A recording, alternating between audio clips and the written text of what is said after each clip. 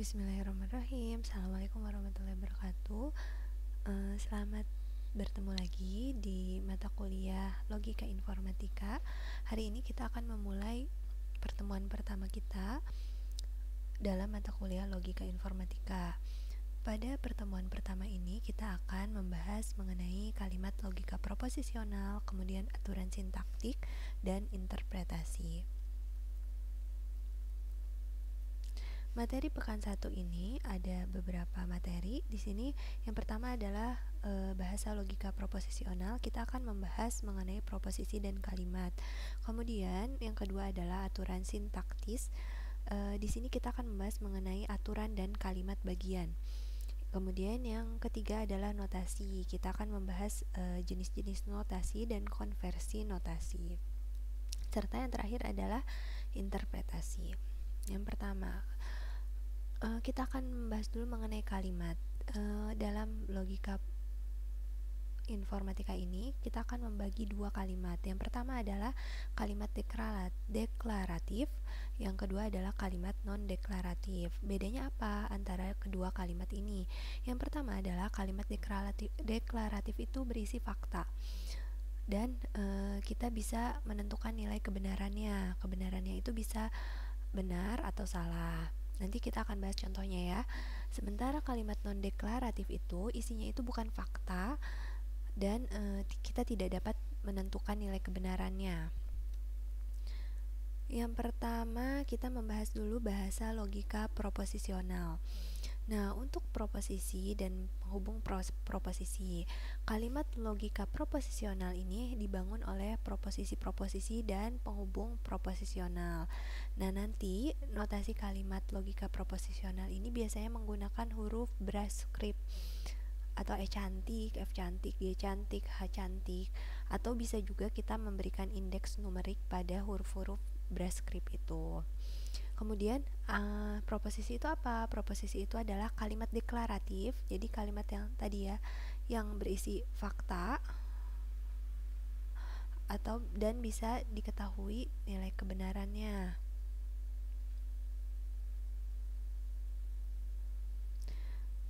Nilai kebenarannya. Nah, nilai kebenarannya itu true atau false. Jadi nilai kebenaran proposisi ini hanya satu, hanya true atau false saja, jadi tidak bisa keduanya ya. Kemudian ini ada contoh proposisi dan bukan proposisi. Di sini ada 3 pernyataan tentang Merkurius. Nah, yang pertama adalah Merkurius adalah planet terdekat dari matahari. Ini kan berisi fakta, dan nilai kebenarannya kita tahu nih, nilai kebenarannya apa? Nilai kebenarannya benar, karena kan Merkurius memang planet terdekat dari matahari. Nah, bila yang ini, apakah Merkurius adalah planet terindah di tata surya? Ini bukan berisi fakta, karena di sini ada kata-kata apakah.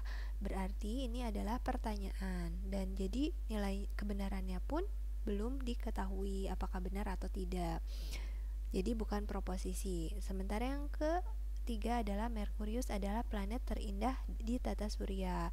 Karena ini sebenarnya tidak memperlihatkan fakta, di sini dituliskannya planet terindah.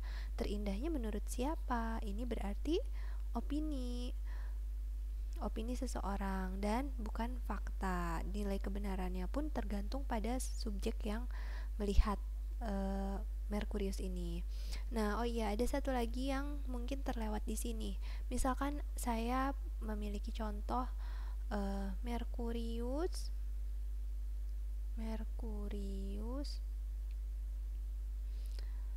adalah planet terjauh dari matahari.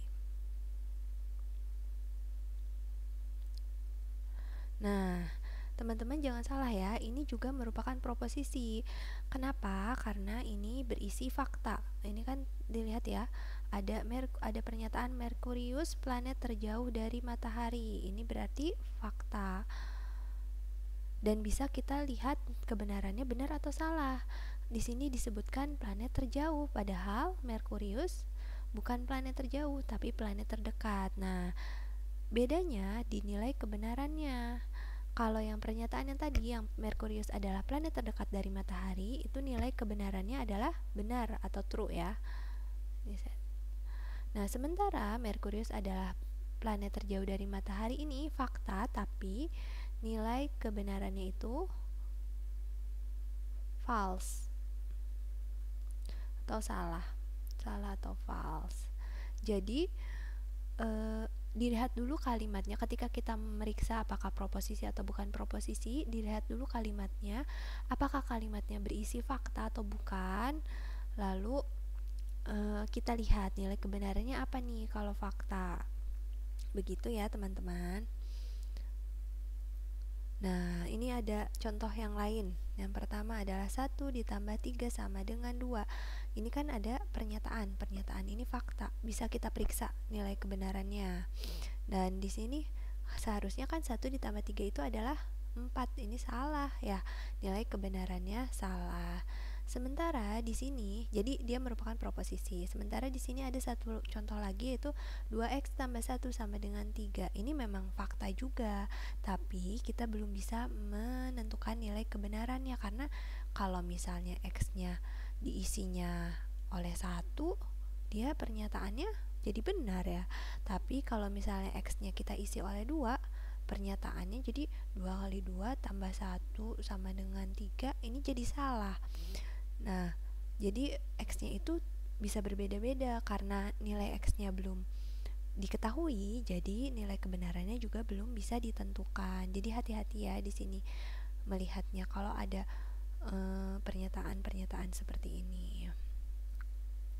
Kemudian kita bahas mengenai simbol-simbol proposisi ya. Nah, simbol proposisi ini dibedakan menjadi 2. Yang pertama adalah simbol kebenaran, yang kedua adalah simbol proposisional. Bedanya apa? Kalau simbol kebenaran ini dia berisinya nilai kebenaran proposisinya, yaitu true dan false yang tadi. Sementara simbol proposisional itu biasanya dituliskan untuk menuliskan proposisi dengan menggunakan huruf. Biasanya huruf-huruf yang dipakai ini P, Q, R, S, atau bisa pakai indeks numerik P1, Q1, R1, S1, atau P2, Q2, R2, S2. Ini simbol yang digunakan untuk menuliskan proposisi. Kemudian ada juga yang disebut penghubung proposisional. Nah, penghubung ini adalah berfungsi untuk menyatukan simbol-simbol proposisi. Penghubung ini ada beberapa macam, ada not, ada and, or, if then else, if and only if. Nah, contoh penggunaannya di sini not P. Di sini kan ada simbol proposisionalnya. Simbolnya, lalu ada penghubungnya. Kemudian kalau or cara pakainya gimana? Ada simbol di sebelumnya, ada simbol di setelahnya. And juga begitu, ada simbol begitu ya. Nah, kemudian kita akan membahas mengenai aturan sintaktik. Di sini kita akan membahas mengenai aturan sintaktik dan kalimat bagian. Aturan sintaktik ini berisi aturan-aturan untuk menentukan apakah suatu proposisi atau proposisi itu merupakan suatu kalimat atau bukan. Nah, di sini aturan proposisi itu yang pertama adalah setiap proposisi merupakan kalimat. Jadi proposisi itu apa yang tadi ada simbolnya ya. Jadi kalau ada simbol kebenaran yang true atau false, dan simbol proposisional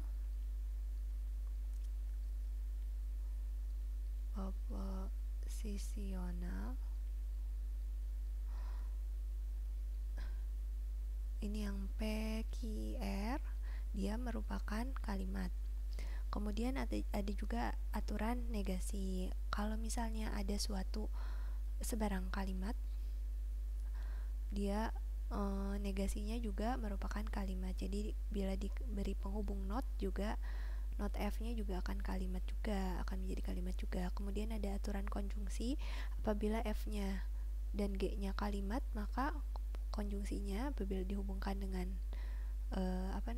penghubung N, dia juga merupakan kalimat. Disjungsi juga, apabila F dan G-nya kalimat, maka disjungsinya dihubungkan dengan penghubung OR, dia juga merupakan kalimat. Setelah itu ada aturan implikasi. Nah, aturan implikasi ini yang if then ya. If then itu apabila F dan G-nya kalimat, maka implikasinya if F dan G-nya juga merupakan kalimat. Nah, di if F dan G ini ada dua kalimat bagian. Yang pertama adalah antecedent. Antecedent itu yang ininya nih, yang setelah if-nya, sebelum then itu apa. Nah, itu disebut antecedent. Kalau konsekuen itu yang setelahnya, setelah then.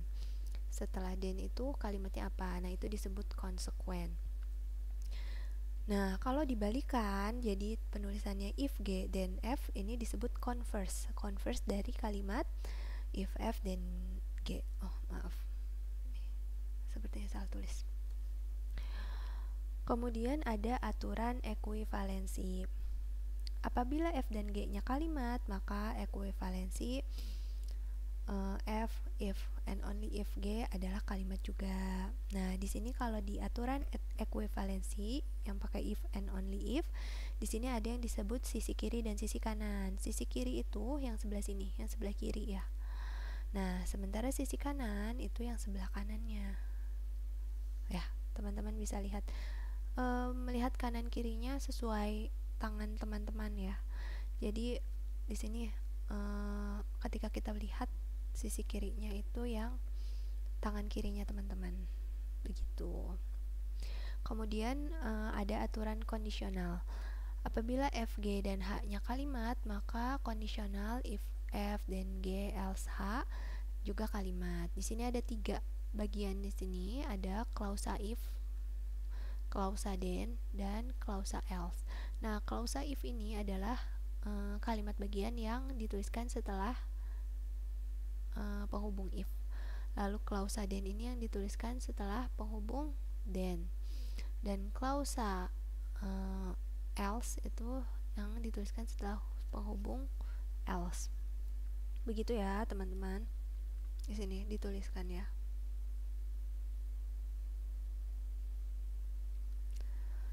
Kalau ada pertanyaan nanti silahkan berkomentar di forum diskusi ya.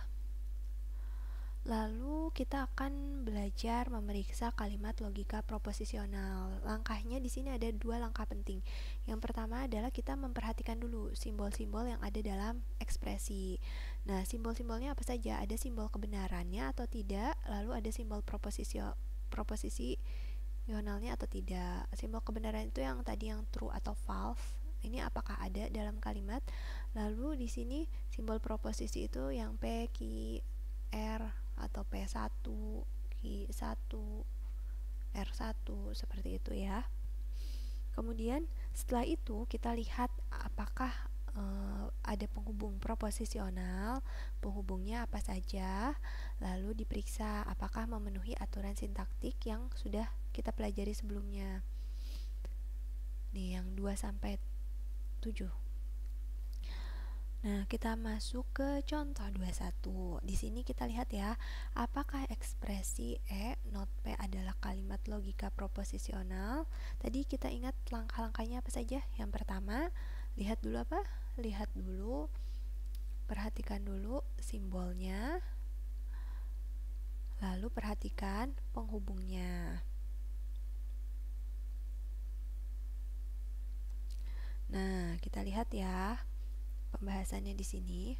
Di sini untuk ekspresi E not P ini kita lihat dulu simbol-simbol yang ada dalam ekspresinya. Kebetulan di sini simbolnya hanya ada 1, yaitu P saja. Ini merupakan simbol proposisional. Di sini saya tuliskan ya. Karena ini merupakan simbol proposisional, maka P merupakan kalimat berdasarkan aturan yang pertama. Nah, kemudian kita perhatikan penghubung proposisional yang ada dalam kalimatnya. Nah, di sini penghubungnya adalah apa? Adalah not. Ya, di sini. Not ini cara menggunakannya gimana? Not ini digunakannya sebelum simbol proposisionalnya. Ini sudah betul ya penulisannya not P. Nah, lalu kita lihat karena memenuhi aturan sintaktik dua penulisannya, kemudian P-nya juga merupakan kalimat, maka not P-nya merupakan kalimat. Jadi ekspresi not P ini merupakan kalimat juga. Begitu ya. Jadi pertama kita lihat dulu simbolnya apa. Maaf, ini. Nih, simbolnya apa? Lalu penghubungnya apa? Memenuhi tidak? Memenuhi aturan sintaktik atau tidak? Begitu ya. Lanjut ya. Ini untuk contoh 2.2. Apakah ekspresi if P then Q or not P adalah kalimat logika proposisional? Tadi seperti tadi ya pengerjaan yang pertama, lihat dulu simbol, lalu lihat penghubung, lalu periksa apakah memenuhi aturan sintaktik atau tidak.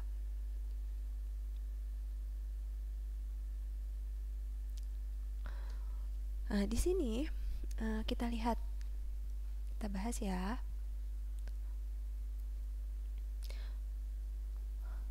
Yang pertama adalah kita lihat simbol yang ada dalam F.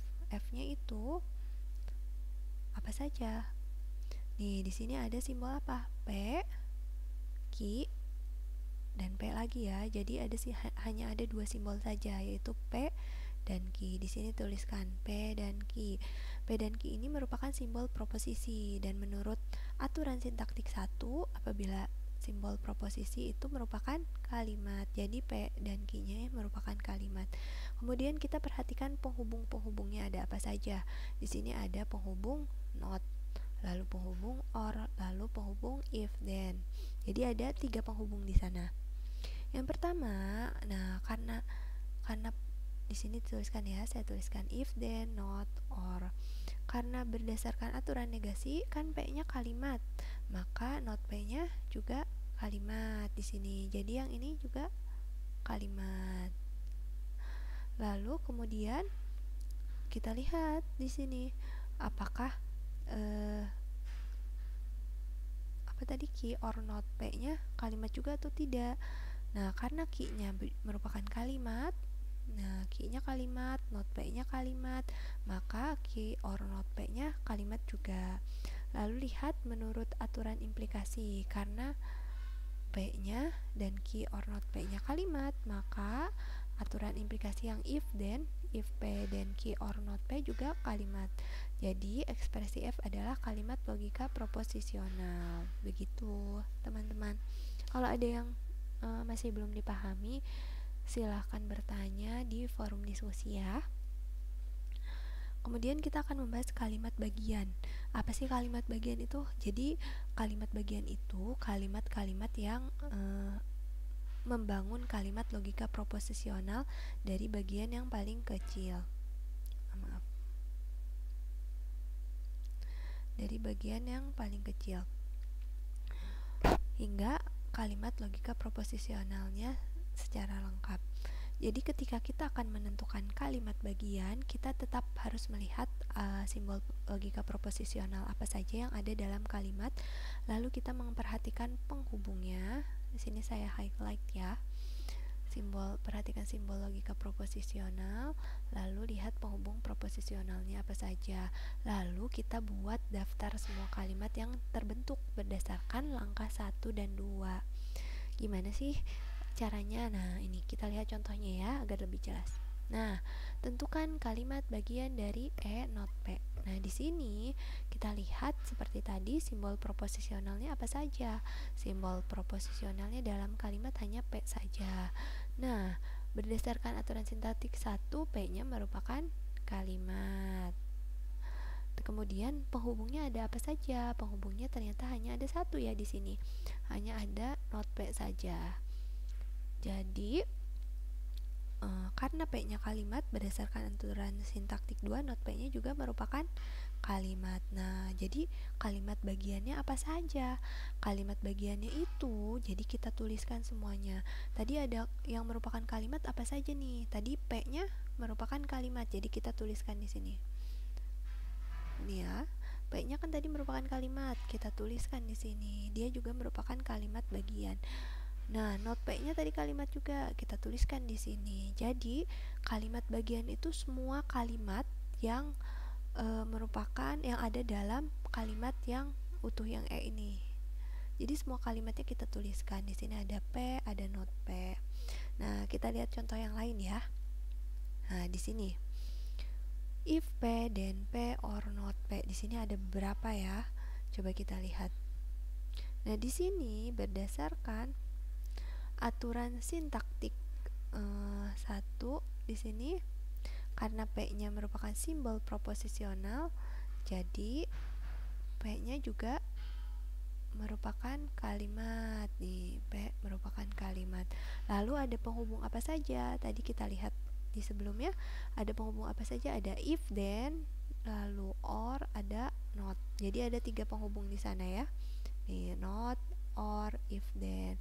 Lalu karena P-nya kalimat, berarti not P, yang ini not P-nya juga kalimat berdasarkan aturan negasi.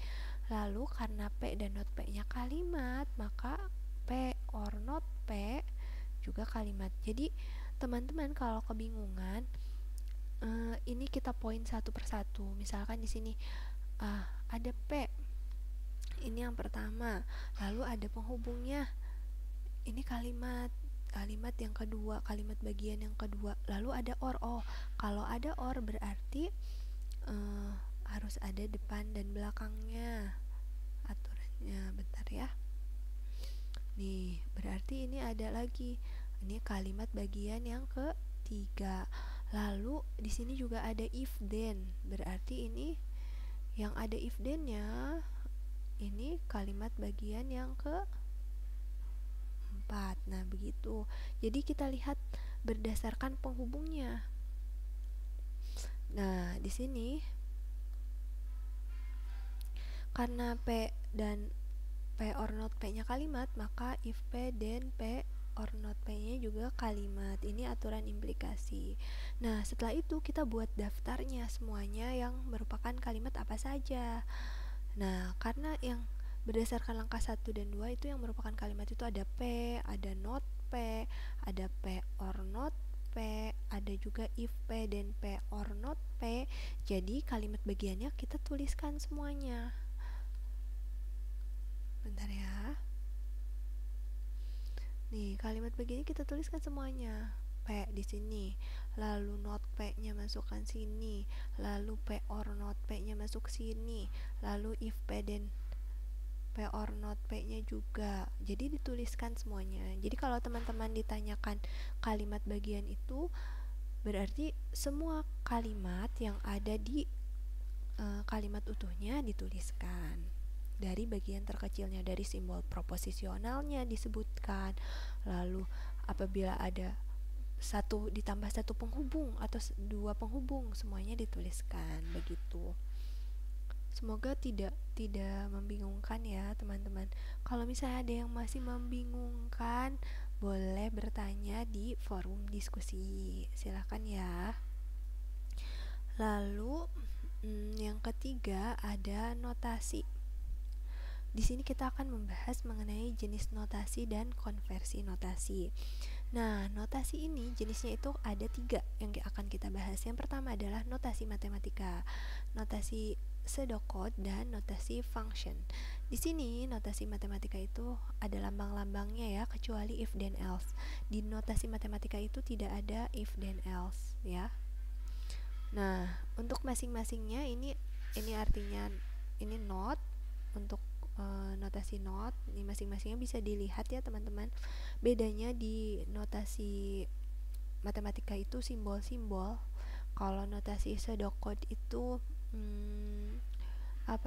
tulisan, not, and, or, if, then, if, and, if and if then else gitu. Lalu dituliskannya pun langsung simbolnya nanti di belakangnya. Sementara kalau function itu jadi simbol-simbolnya itu di belakangnya dituliskannya di sini ya. Ada titik-titik. Ini untuk penuliskan simbolnya. Jadi kalau misalnya teman-teman mau menuliskan not P, nah kalau di notasi matematika itu not P, P-nya tetap, tapi kalau di notasi function itu not dalam kurung P, atau yang agak membingungkan or ya. Kalau or itu jadi kalau P or Q. Nah ini kalau di notasi matematika tinggal dituliskan P atau Q gitu. Sementara kalau dituliskan di notasi function itu jadi kita tuliskan dulu di depannya or dalam kurung P, Q gitu ya. Kalau yang ini masuknya ke notasi pseudocode yang hanya tulisan seperti ini. Semoga tidak membingungkan ya. Nah, ini untuk konversi notasi. Untuk konversi notasi, kalau di notasi matematika itu true false itu tidak ada. Kemudian ada PQRS ya PQRS saja.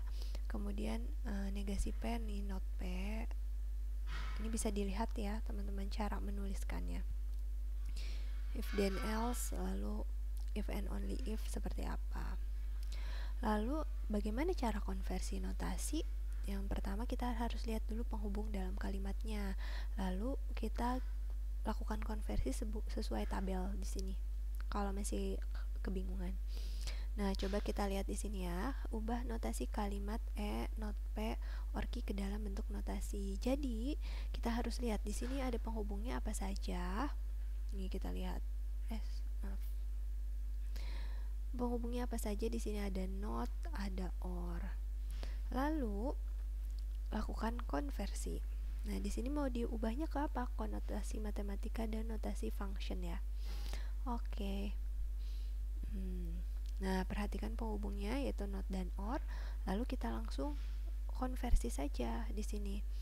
Kalau not digantinya dengan apa nih di sini? Kalau not itu dituliskannya dengan apa?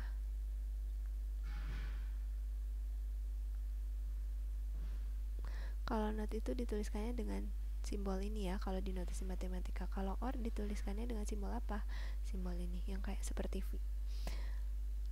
Lalu kita langsung tuliskan saja, notnya diganti dengan simbol negasi ini, lalu or-nya diganti dengan simbol seperti V.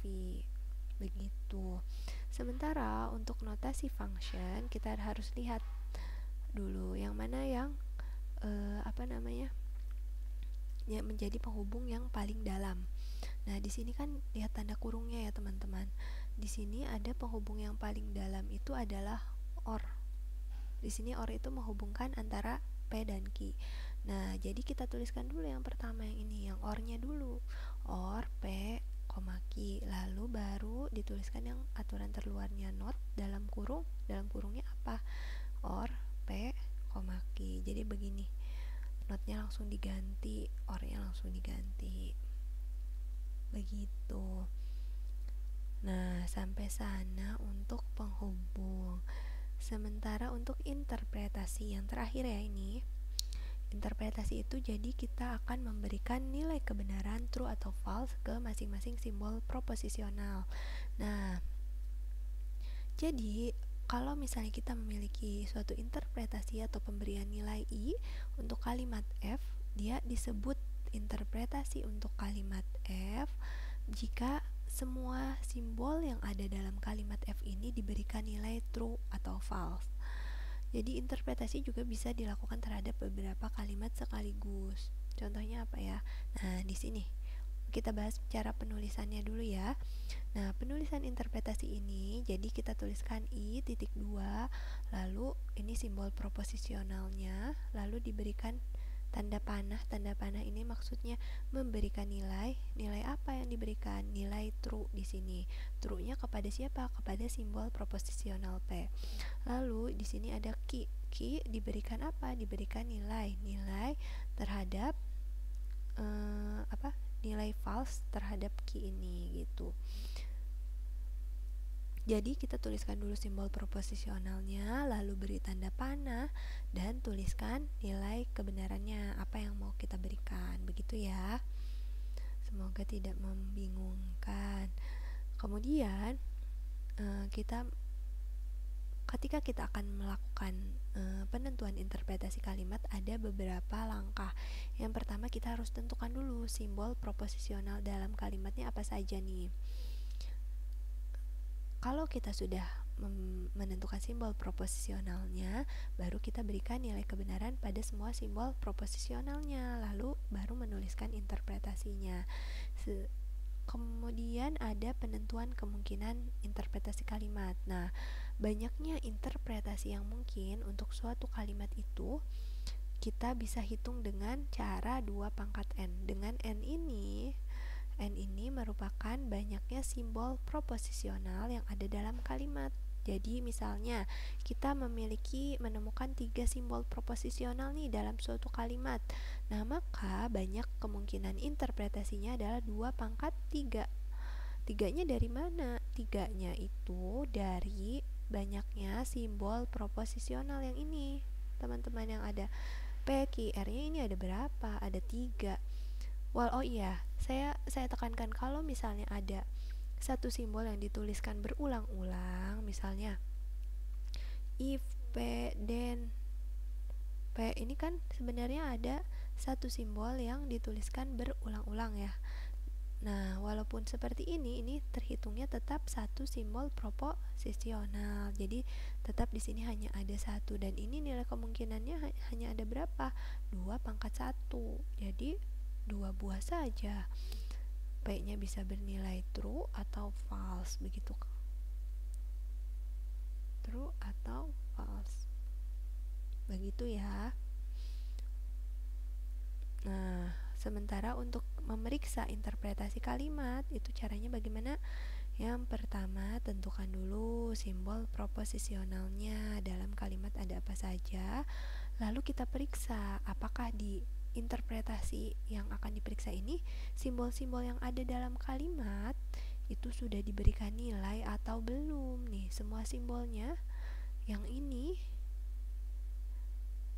diperiksa apakah ada tidak diinterpretasi. Kalau misalnya ternyata oh iya ada, jika iya berarti interpretasinya merupakan interpretasi kalimat yang bersesuaian. Jika tidak, nah jika misalnya ada satu simbol yang tidak ada nih diinterpretasi, maka artinya itu interpretasinya bukan merupakan interpretasi kalimat. Oh, ini sepertinya kelupaan ya. Bukan merupakan interpretasi kalimat yang bersesuaian. Lalu tentukan suatu interpretasi untuk kalimat E, not P. Nah, di sini interpretasinya apa? Pertama kita harus menentukan apa dulu?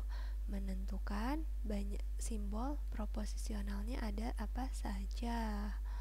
Simbol proposisionalnya ada apa saja, baru beri nilai. Nah, kita bahas ya.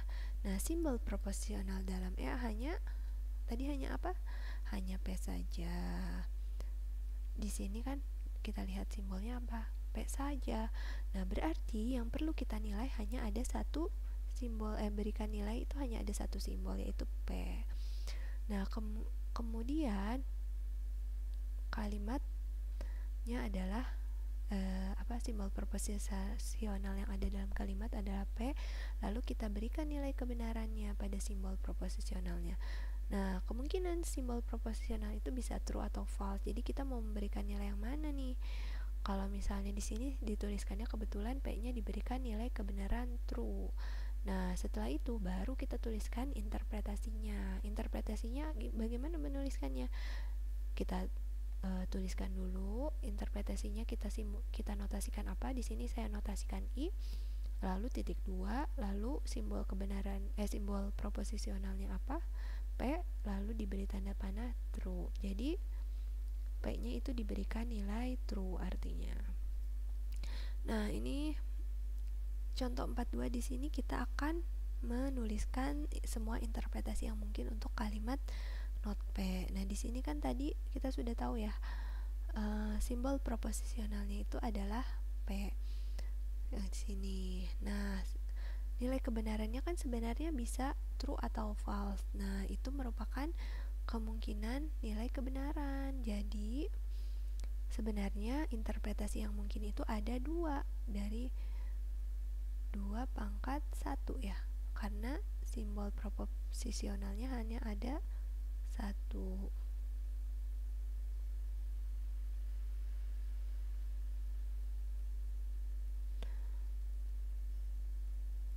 Jadi interpretasi yang pertama adalah P-nya kita berikan nilai true. Jadi I1-nya P diberi nilai true. Lalu yang kemungkinan yang kedua adalah P-nya diberi nilai false. Jadi I2-nya P-nya diberi tanda panah false, begitu ya.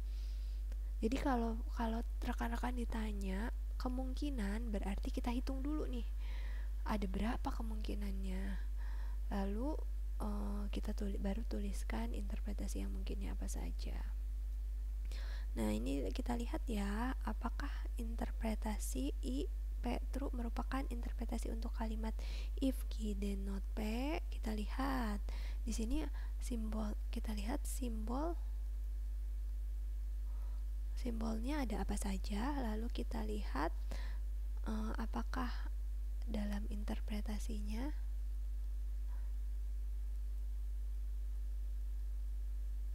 simbolnya diberi nilai atau tidak.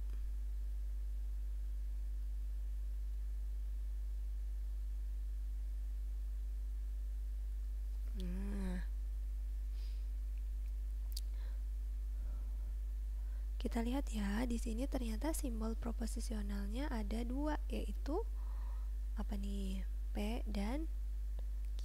Di sini ada dua ya, P dan Q. Lalu kita lihat interpretasinya. Di sini ternyata dalam interpretasi yang diberikan nilai hanya P saja. Nah, karena yang diberikan nilai hanya P saja, maka artinya ini bukan merupakan interpretasi untuk kalimat E, karena yang Q-nya itu belum diberi nilai di interpretasi.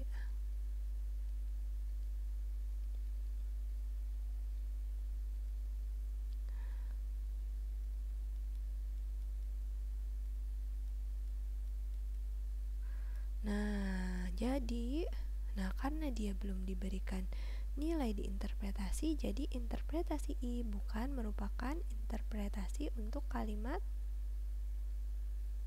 E ya. Sip. Begitu. Ini akhir dari pertemuan pertama kita di mata kuliah Logika Informatika. Bila ada yang ingin ditanyakan atau mungkin ada yang masih membingungkan, silakan bertanya di forum diskusi ya. Sampai bertemu lagi. Jangan lupa ya, diskusinya dijawab dengan sebaik mungkin. Bila ada yang ingin ditanyakan, silahkan ditanyakan sambil kita belajar bersama-sama. Assalamualaikum warahmatullahi wabarakatuh. Semangat belajar.